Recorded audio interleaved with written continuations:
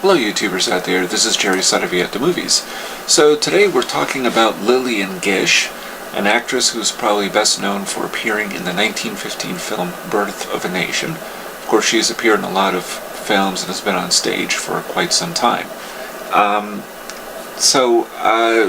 We're talking about her today because about a month ago, a little more a month ago actually, Bowling Green State University in Ohio has removed her name, Lillian Gish's name, from a campus theater because of her part in D.W. Griffith's Birth of a Nation.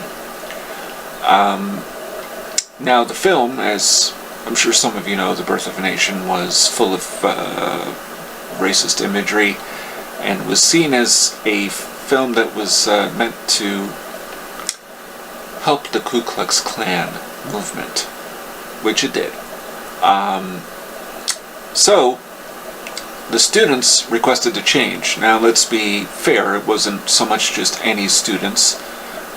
These were people from the Black Student Union, and they insisted that her name be taken out. So let's see, there's a little bit of background with regards to Lillian Gish. Let's see, well, first of all, the university, they quoted Gish from a 1983 interview with the Bowling Green publication. And in it she said, and I quote, "Lillian Gish talked about actors being accountable for the roles they choose. She said, I feel strongly that actors and actresses today need to take responsibility for what they say and do in film, even if they are only acting. They don't have to do the script. Film is the most powerful thing that has been invented in this century." The theater was named for Gish in 1976. So when you think about that, that's a good 60 plus years after Birth of a Nation. The theater was named for her after the auditorium at Hannah Hall was transformed as a home for the university's growing film program. Now, Lillian Gish visited at that time, the first of 4 visits to the campus, and she insisted that the theater be named for her sister Dorothy, also a renowned actress. And the Gish sisters were born in Springfield, Ohio, and to an actress, and they made their stage debuts in Rising Sun. So the English professor at the time, I guess, Ralph Wolf, thought the theater should be named for them. And he was the guiding light. He was the one that helped develop the theater and opposed moving to make way for the Moore Center, which would be the home for the College of Business. So at the time, this seemed okay in 1976 to name the theater after her.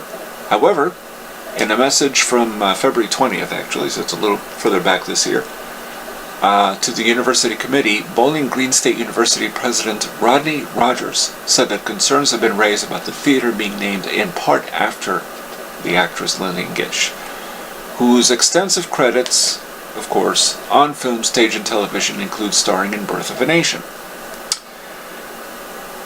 Now, the members of the Black Student Union approached the administration about the propriety of the naming. And because the film is considered widely racist, again, we're talking about one film that she was in, the views addressed in the film, of course, don't align with those of Bowling Green State University.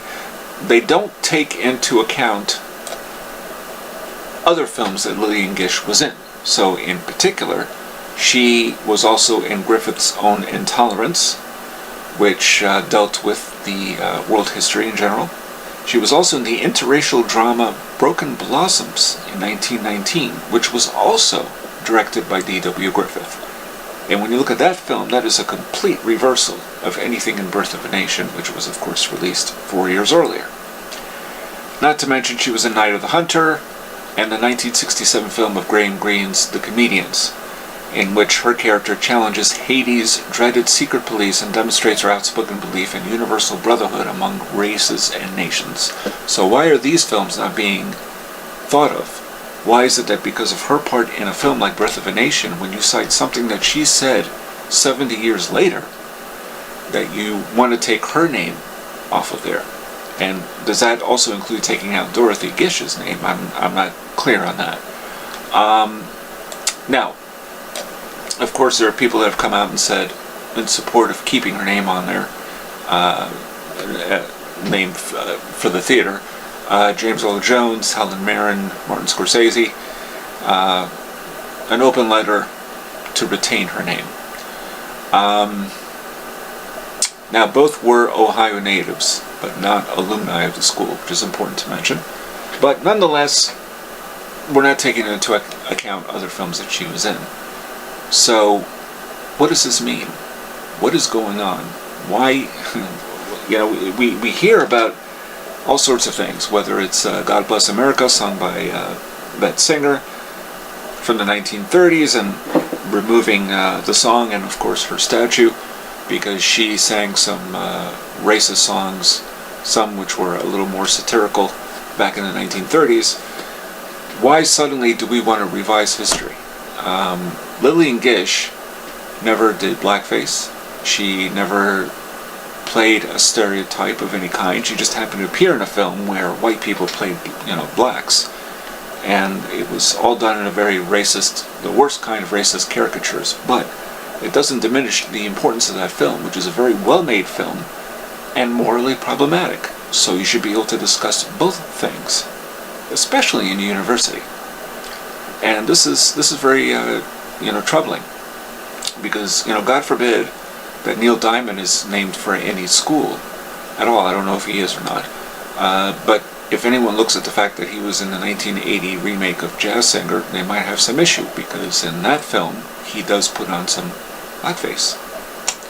So do we suddenly, because Neil Diamond was in one film where it's a remake of a film that is considered racist,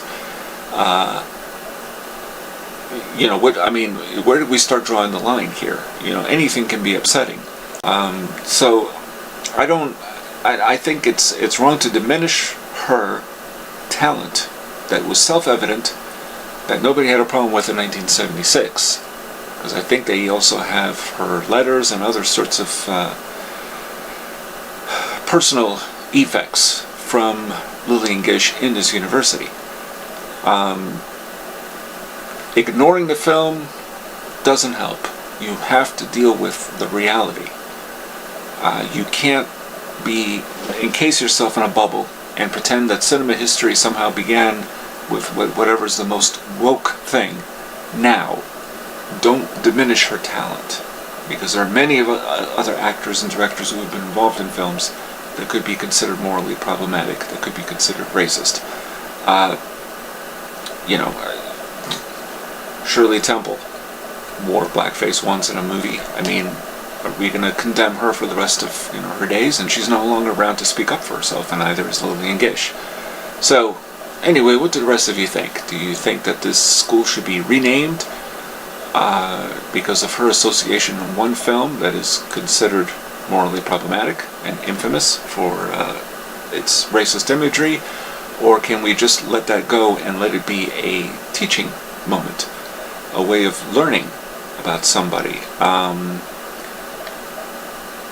about history, about film history? Sometimes it ain't pretty, but it doesn't change anything. It shouldn't.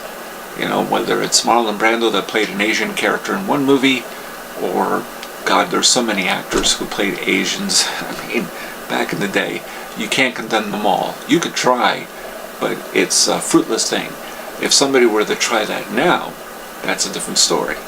Because we have come to the point now where, really, if you need an Asian in a film, you hire an Asian. But if you make a purposely racist film, whether it was purposely racist or it just came off that way because the director didn't know better, doesn't take away, once again, from Lillian Gish's talent and the various other types of films that she made since then that would not be considered morally problematic. So lend me your thoughts, and if you like what you hear, please subscribe to Jerry Saravia at the Movies. And this is Jerry Saravia at the Movies, signing off.